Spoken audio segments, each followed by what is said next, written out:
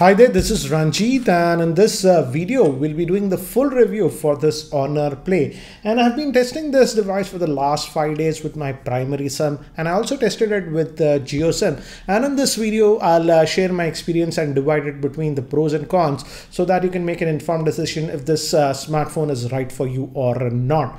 But before we proceed, here are the specs for the Honor Play. As you can see, it is having a 6.3-inch IPS LCD screen with the notch design, and it comes with the HiSilcon Kirin 970 SoC, and it comes with 64 GB of internal storage, and it also has a 3750 mAh battery, and other specs are on the screen for your reference. So let's now jump between the pros and cons, what I feel about this device. First, let's talk about the pros, and then we'll move to the cons section.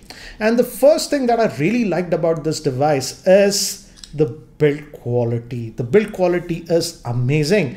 It's not the best build quality we have ever seen, but for this price point, the base variant of this device is sold in India that comes with 4 GB of RAM for just 20,000, and for that price I would say the build quality is premium. It's a block of metal that you get and no flexing or anything. It feels like a premium handset in terms of build quality. So in terms of build quality, it's amazing that you are getting such high build quality for just about 20,000 rupees. Now moving to another thing is regarding the screen. It's having a 6.3-inch screen, and I have to say the screen quality on this one is actually really good. It's an IPS LCD screen, but the colors just jump out on this. So in terms of screen quality also, I was very impressed. That's the thing that you'll notice when you just open the box and set up this device. The screen quality is actually really good. Now if we talk about the processor, this is the highlighting point about this device. This comes with the Huawei's own HiSilcon Kirin 970 SoC, which is an octa-core processor, and this processor is actually used even with Huawei's very high-end phone. For example, just about 1.5 months ago, they had launched the Huawei P20 Pro that cost over 60,000 rupees, and it's the same processor that you're getting on this one. Even in fact, the Honor 10, which is selling for about 33,000, has this processor. So it's a blazingly fast processor, and I'm surprised that Honor decided to put this flagship processor in this device. Hence, the performance of this device is actually really good. No issues regarding the performance, and again, I didn't find any issues of lagginess or anything with this device. Now moving to the RAM management, again I'm happy to say that the RAM management also has been done very well on this phone. And generally with many of the earlier Honor phones, they're on this custom skin that is known as Emotion UI, and it's very functional, you get everything, but RAM management generally was not that great on those phones. But I'm happy to say that the RAM management on this phone is also actually good. In the last 5 days of usage, I never had problems of RAM management. Also in terms of day-to-day activities, again, you will not notice any lagginess or anything with this smartphone. Now moving to the cellular call quality, I tested this one with Airtel 4G and even with the GeoSim, and the cellular call quality was very good. Generally Honor phones are good in this aspect, and no exception even this one. So in terms of cellular call quality, no issues with this one. Now moving to the battery, this one has a 3750 mAh battery. Again, it's a sealed battery like most modern phones, and I have to say the battery life is actually really good on this phone.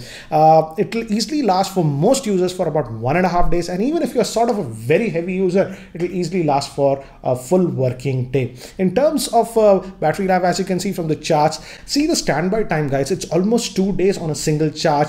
Then also I got very good battery life, about 1.5 hours of calls and about close to about 4 hours of screen on time. So in terms of battery life also, very good battery life. You don't have to worry, and for most users I would say it will give you about 1.5 days per charge. Now moving to gaming, again this phone they are claiming it as a gaming centric phone, and yes, for example some games like PUBG etc, it's optimized, and yes obviously it ran PUBG fine, but I also decided to test with some other games, and as you can see I ran this game that is known as Asphalt Extreme, and I had no issues with it, no lag whatsoever. I also tried this new Asphalt 9 that just recently came, and again as you can see, again no hint of any lag or anything. So again in terms of gaming also, the gaming performance of this phone was actually really good. With extended gaming, I played this Asphalt 9 for about 20 minutes continuously. The back tends to get a little bit warm, but again, it was not getting very hot because it's the metallic back. Again, you can feel the heat a little bit, but again,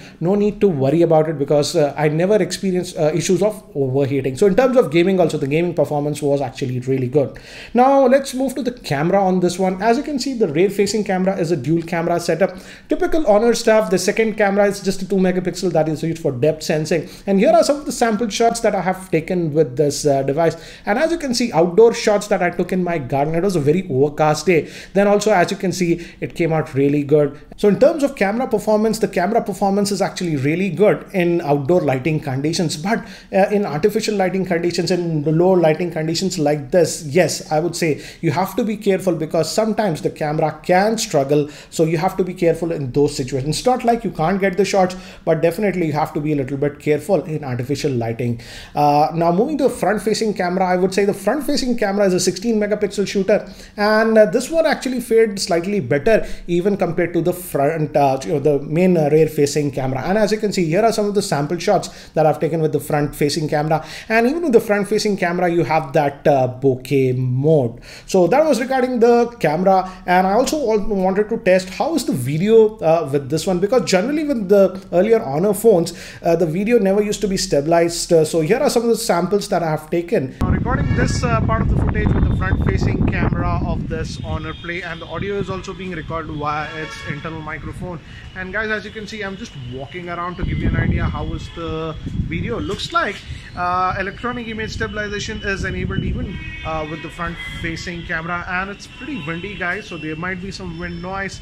And by default with the front facing camera in video mode, the beauty mode is enabled, so make sure you disable that. I have disabled it. So this is the footage with the front facing camera of this Honor Play. Now recording the video with the rear facing camera, and I'm just walking to give you an idea how is the stabilization looks like. Electronic image stabilization is enabled, and focusing also is not an issue. And guys, this is at 1080p. Now I've set the video resolution to 4K, and I'm just walking. As you can see, I'm not very sure if there will be any stabilization at 4K, but yeah, this is the footage at 4K with this Honor Play. So those were the video samples, and I was very surprised that it even stabilized the video at 4K. So in terms of video, I would say I would get full marks to Honor. So these were the good things about this device. Now let's move to the cons section. And first thing, as I mentioned, is regarding the rear facing camera in artificial lighting conditions.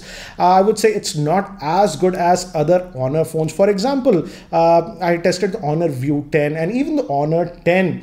Those definitely have much better camera compared to this one. And I think so Honor did this intentionally. Otherwise, nobody would have bought Honor 10, because the Honor 10's pricing is at 33,000. But again, as you saw with the sample shot, it's not like the camera is bad. In outdoor conditions, when there is decent light, the camera performance is good, but in artificial and low lighting conditions, you have to be careful. Now moving to another big con that I had with this device is the speaker. It is having that single speaker over here, and I would say the speaker volume level even at max volume is actually below average. It's not like you can't hear stuff, but when I was watching YouTube videos and stuff, even at maximum volume, I felt that the volume level should have been better. In terms of ringtones and speakerphone, I didn't have a problem, but while consuming media, I definitely felt that the speaker volume is not that great. So that is something you have to note. One thing I almost forgot to mention, and this is in the pros, guys, I did test the headphone jack quality, that is the 3.5mm headphone jack with this one with several headphones, and I have to say the headphone output that you get from the 3.5mm headphone jack is actually really good. Now continuing with the cons is that I also do not like the fact that the 6GB RAM variant of this device is priced absurdly. The 4GB RAM model is priced at 20,000, whereas the 6GB RAM module is priced at 24,000. So Honor is charging quite a bit of premium for just adding that 2GB of RAM on this device. And also also moving to Android updates. I wouldn't say it's very bad with Honor phones. Out of the box, as you can see, it comes with the Android version 8.1, which is the latest that you are getting. And yes, this phone will also get the Android Pie update, that is the Android P moving forward. But again, Honor is generally not the quickest. I would say it's not as slow as some other providers like Samsung or even LG. But yes, it's not the quickest. And also in terms of Android security updates, you don't get Android security updates every month, but I've noticed with earlier Honor devices, you do get Android security updates every 2 or 3 months. So that is also something you have to be note. Also, another thing that I noticed is that this phone is being sold in India via Amazon, and looks like they're just doing this weekly sale. So looks like we'll have that flash sale situation with this phone. So these were the cons about this device. Overall, I would say still, considering the price point of this device at 20,000 rupees, it's an excellent smartphone. You are getting flagship grade performance and build quality at this price. But yeah, the rear facing camera in artificial lighting condition is slightly on the weaker side.